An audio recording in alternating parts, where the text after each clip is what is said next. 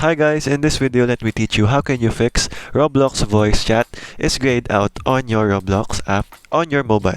So without further ado, let's get right onto it. So if you're having problems with this guys, all you have to do here is go ahead and press and hold the app info. You just have to go ahead and tap on clear data here at the bottom, clear cache first, and go ahead and clear all data, hit OK. So what this does guys is it allows you to reboot the app entirely, and you are also logged out here, but you can log in again so that you can use the app again.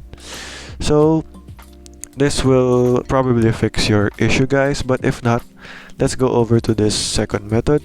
So over here, you just have to go on over and tap on the three dots here at the right corner and go ahead and new incognito tab.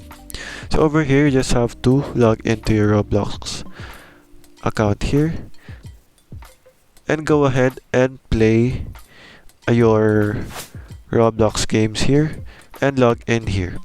So that is basically how you can fix this issue guys. So make sure to try this all out guys, and there. Okay, thank you for watching and goodbye.